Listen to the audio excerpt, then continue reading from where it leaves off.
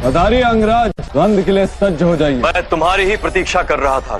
जिस दिन हस्तिनापुर में सर्वप्रथम तुमने अपनी कला का प्रदर्शन किया था, उसी दिन से मैं तुम्हारी प्रतीक्षा कर रहा हूँ। धनुर्विद्या में अपनी श्रेष्ठता सिद्ध कर सकूं, ऐसा एक उचित अवसर पाने की प्रतीक्षा मैंने जीवन भर की है। प्रयत्न प्रतीक्षा से अधिक लाभदायी होता है अंगराज। असत्य राजकुमार, पक्षी को देखकर चूहा उड़ने का प्रयत्न करे, उससे क्या लाभ होता है? वास्तव में यदि प्रतीक्षा करता रहा, एक दिन बार उसे अपने पैरों में दबोच कर उड़ता है, उस दिन चूहे को भी उड़ने का लाभ होता है। जैसे आज इस सूत पुत्र को आप धनुष उठाने का लाभ दे रहे हैं। मुझे निर्बल कहने से पूर्व विचार कर लीजिए मथुरा। शक्ति अस्त्र का प्रयोग करवा लेने के आशय से अपने भतीजे का बलिदान देने वाला बलवान होता है, या अपनी देह से अपने कवच और कुंडल उतारकर दान में देने वाला मनुष्य अधिक बलवान होता है। मेरा वध करने हेतु देवताओं से विशेष अस्त्र आपने मांगा था अंगराज, परंतु मैंने आपका वध करने हेतु देवताओं से कोई दान नहीं मांगा अंगराज। आपका वध मैं किसी भी सामान्य अस्त्र से कर सकता हूँ। उठा धनुष अर्जुन, जब तक मेरे हाथ में मेरा विजय धनुष है, तुम्हारा एक भी बाण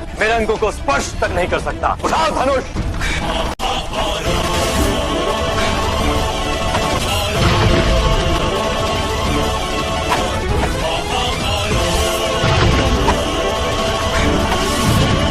मेरे बच्चे, तुम्हारा मित्र नागराज तक्षक को निमंत्रण क्यों नहीं दे रहा है? क्या दुविधा है इसके मन में?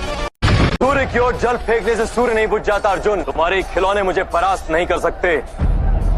किसी दिव्यास्त्र का प्रयोग करो, यदि दिव्यास्त्रों का शिक्षण प्राप्त किया हो तो।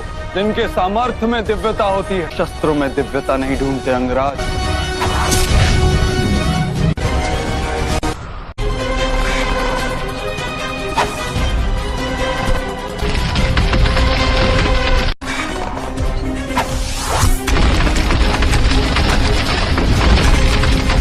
पाताल में भी जाओगे तो अर्जुन का रथ तुम्हारे सामने खड़ा होगा। पाप के पीछे और मृत्यु से आगे कोई नहीं जा सकता। पाप सदा ही पीठ पर बैठा रहता है और मृत्यु सदा ही आंखों के सामने रहती है। यदि आपने अपना मुख बंद नहीं किया मद्राज, तो मैं आपका वध कर दूंगा। मेरा वध अवश्य कर पाओगे। मेरे हाथ में शस्त्र नहीं है, किंतु जिसके हाथ में शस्त्र है उसका तो वध नहीं कर पा रहे हो। राजकुमार अर्जुन, मेरे इस बालक को आपके धनुष से डर लगता है, कृपया करके धनुष छोड़ दीजिए।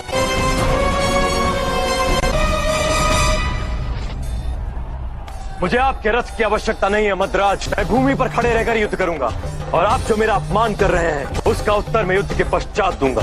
रथ का त्याग मत कीजिए अंगराज। मैं रथ से भूमि पर खड़े योद्धा पर प्रहार नहीं करता।